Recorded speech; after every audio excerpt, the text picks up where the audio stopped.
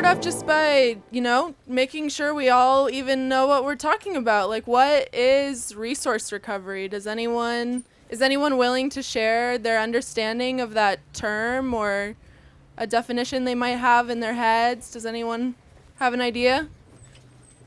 Don't be shy.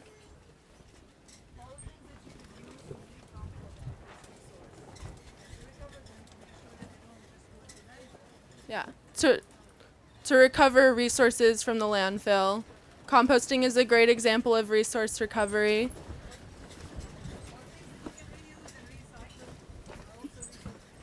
Right. Physically reusing and recycling the resources that we have. That's basically it. The definition is something around like using waste as an input to create a more valuable output. And so composting is a great example of this. And I think this language is super powerful, not only for like legal implications, because words like hauling can have they can be really charged in the legal system. And we might get into that later, but also just like a mindset shift to help folks really start seeing food scraps as a value resource that they might want to keep in their communities instead of trucking it out. So just wanted to get on that first page together. Today we're going to be talking about more of the first part of resource recovery, which is gathering the food scraps. So real quick, I wanted to get a sense, a read of the room. Who here is already gathering food scraps in their community in one way or another? Woo! Okay, not a lot of folks. Cool. A few, though. A few. How many of you are just, receiving food scraps where you are? Okay. Is anyone doing any collections? I mean, Food Cycle Collective, represent. Compostable? Question mark? Compostable LA. Yeah, compostable LA. Okay. Where you go into people's houses to pick up. All right. Fun. So, a few. Great. Cool. And I'm really excited to talk about this today because this is where the world of composting meets everyone's everyday lives and their output. So I think it's a really kind of powerful intervention point on this system to get people involved and knowing about compost. There's a lot of different ways to approach this. I'm going to give you one example, which is Food Cycle Collective. It is a volunteer-run grassroots organization. So we're totally unincorporated. We're not charging for our services necessarily. And so we got together and we started a group ride. It's every week. We get together on bikes and we collect food scraps from local small businesses. We invite community members to drop off their food scraps at the farmers market. We pick that up. And then we go to one of the community gardens in town. We work with 4 different community gardens right now. And we build a compost pile every week together. When we approach folks who have food scraps that they want taken care of, we frame it in terms of partnership. We're trying to move away from this exchange-based way of relating that is not fun in my opinion,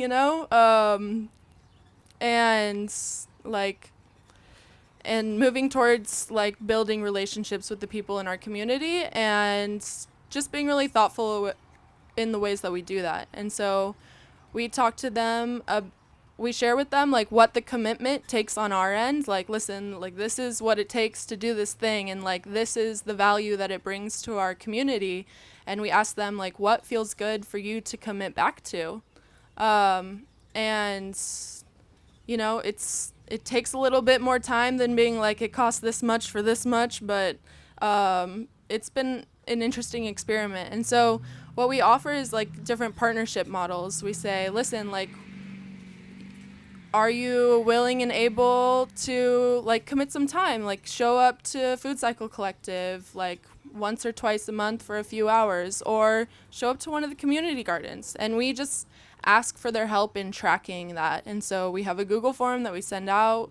we say, if you volunteer, please fill out this Google form so that we can track like what the volunteer commitment is. And when we're seeing that people aren't coming, we're like letting them know that they are needed. So just keeping that communication up. And then we also offer the model of like mutual benefit partnership. So this is in the case of like our local taco shop and the brewery, you know, we ask them, are you willing to like receive asks from us throughout the year? Like, hey, will you make tacos for our fundraiser? Will you provide beer for a fundraiser? Or like when we need new brake pads and tires, can we come to you and ask for that? And we track those asks, and we track like what the commitment takes on our end. And at the end of each quarter, we're committed to like sitting down with these partners and being like, look, like this is what we gave, this is what you gave. Like, does this feel good? Is this working? Like, does anyone feel taken advantage of? Does anyone feel like they're taking advantage of someone else? Like, how can we figure this out together? And then we have a financial partnership model where we are just extremely transparent about our expenses and like our goals. One of our goals is to like really show up for our workers, and so that means like meeting their needs, you know, paying rent, paying for food for them, paying them a wage, and like letting them know our expenses for the quarter and letting them know like what contributions we're getting from different partners. Like, this is how much we got from a grant, you know, this is how much we got from that partner, this is like, and just giving people a good sense of everyone that's involved so that they can understand their place in the ecosystem that is community composting in Pomona. There's different ways it can work. You can be servicing like businesses, you can be serving households, or you could be servicing drop-off bins, or you could have a drop-off bin at your garden, and there's no transportation involved. It's all on your neighbors to bring you the food scraps.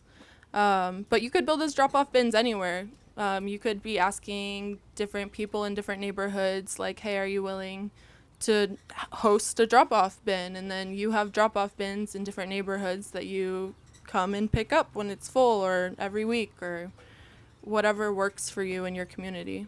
So we're an unincorporated association right now, but as we grow, we're looking into different entities that will support us in our goals. And there's a great webinar. This is a ISLR webinar about entity structure, and Janelle Orzi has a great, she's a cartoonist, so she describes it through the analogy of cake. So the entity is the cake, and then there's like a tax category that goes along with that. Well, not necessarily. You can kind of mix and match, and that's the point. Highly would recommend just watching this webinar if this is something you're trying to navigate. This work takes work, it takes time, and so we do have to be thinking about money because we live in a capitalist system. So, and if we want to be sustainable, we can't ignore it. So it's really key to just have a good sense of the revenue that is coming in and the expenses, and know that there's different ways to have money coming in. You know, there's the option of being totally grant funded. There's the option of throwing events and using that to fundraise to keep the program running.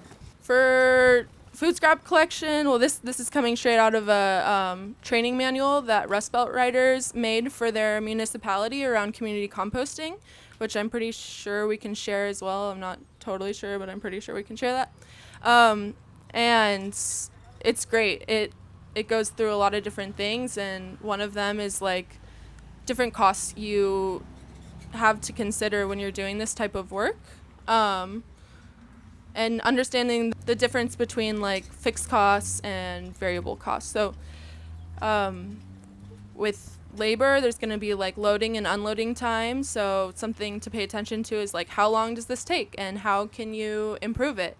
Cleaning time of the bins, do you need to be cleaning the bins, or are you having a system where people are bringing you buckets and just dumping the bucket and taking the bucket home, and the cleaning is on them? Because it adds up. Cleaning time adds up. So People don't like to have to clean their own thing, but in my experience, they are willing if you don't provide them another option. People are wanting to contribute their food scraps, and it's just about navigating that relationship. Driving time, that is going to be a consideration. You can use Google Maps to figure out how long your route will take, and that's something as you're growing. If you're like starting at a small scale and you just have a bike trailer, it's good to pay attention to like as you're going how many trips you're doing and like how much does that labor cost to be spending that much time to do that thing. Is it worth considering getting a larger vehicle so that you're not spending so much time driving? Like this is where you start to see like when it might be time to invest in more equipment. And then another thing is customer service and admin time, something to pay attention to and track. And then there's like materials. There can be a tipping fee at different sites. All the places that we work at right now are community gardens. They're not charging us to drop off the food waste because we're also composting it. So a tipping fee is generally like some places that are doing compost will charge people for dropping off food waste there. So that would be considered a tipping fee. Fuel costs, there's depreciation, there's like calculators online you can use to figure out the depreciation. Accounting for this will like ensure that you have the resources to reinvest in future vehicles. So that's important. Something to factor in like the vehicles that you're deciding to purchase is like vehicle maintenance. It's good to get like professional opinions on like what will it cost to maintain this thing. It's a good thing to know before you buy it. So yeah, once you have like an idea of the revenue that you can be bringing in and like the cost that is associated, then you have your gross profit, and that's like what's going to be available to like purchase new equipment and that kind of stuff. So just things to pay attention to. Depending on the scale that you're starting out with and the amount of capital that you have to work with, this is kind of determine like what mode of transportation you're going to use at the beginning. So bikes it's like easy, accessible way to get started somewhat. I mean, you can do it pedal powered. A really popular bike trailer that's used is called Bikes at Work. They sell bike trailers that bike haulers love to use and rave about. You can also explore DIY, ask your community, see if you have a welder who's willing to work with you. So that's like the least expensive way to get started. And that's good for working with people like households or like small businesses. Once you get into like larger businesses, it's going to take like 2 trips on your bike, and that doesn't really make sense anymore. So that's when, if you're looking to go that route, you might want to be looking for something with more capacity, like a truck or a cargo van. Truck and cargo vans, you can like install liftgate. Liftgates are really expensive, but that is something that can be helpful.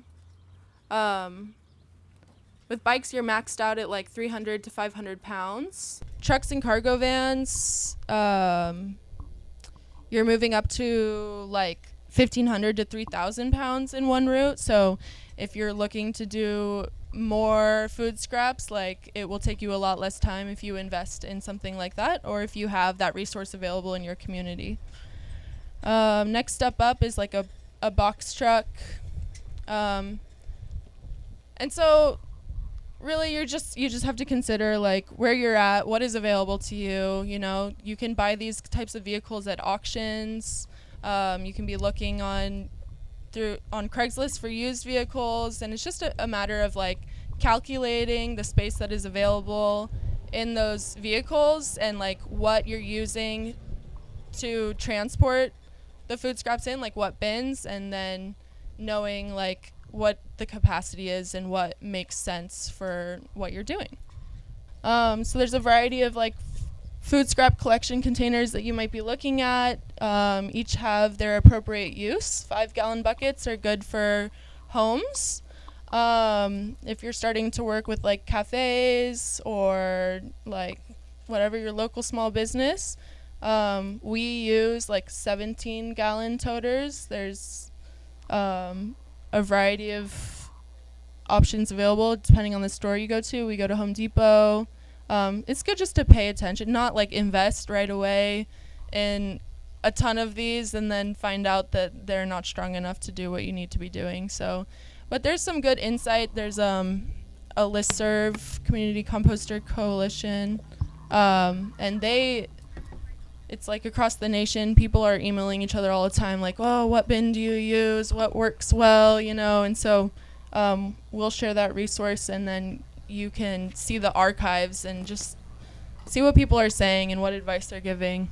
We've noticed with the 27-gallon bins, when they're filled with food waste, they're going to get really heavy. And we always encourage people to team lift it. It should always be 2 people. But if you're leaving these at a site, you're not always going to be able to have total control over what people are doing.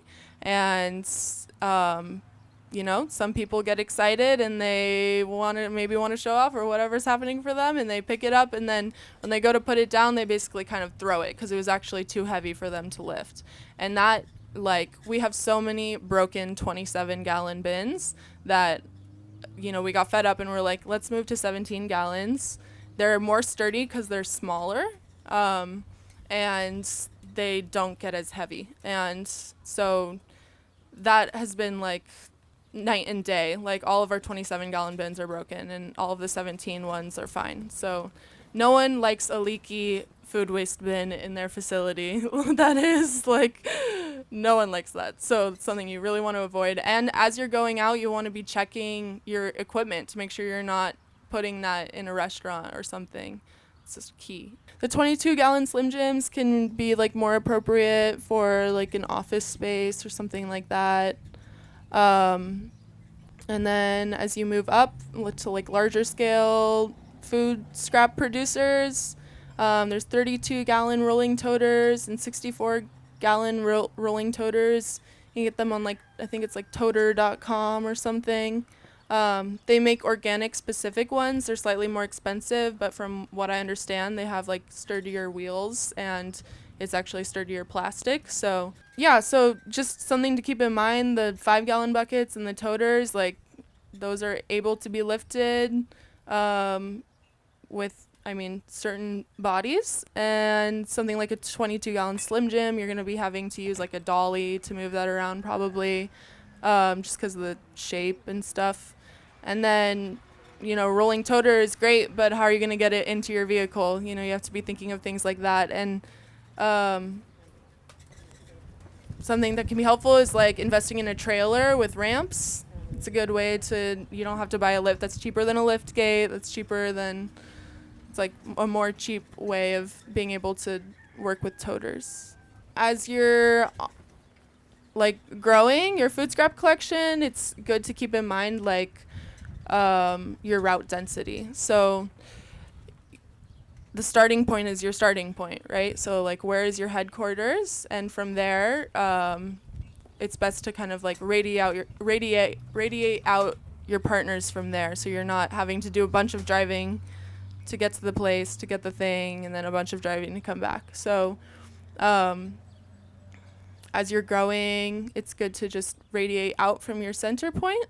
But there can be exceptions to this. If there is a food waste or food scrap producer who is a little bit farther out, but they're going to fill up your whole vehicle, it might be worth it. So you don't have to do a ton of stops. You're just driving there, picking up, and going to the place that you're dropping it off.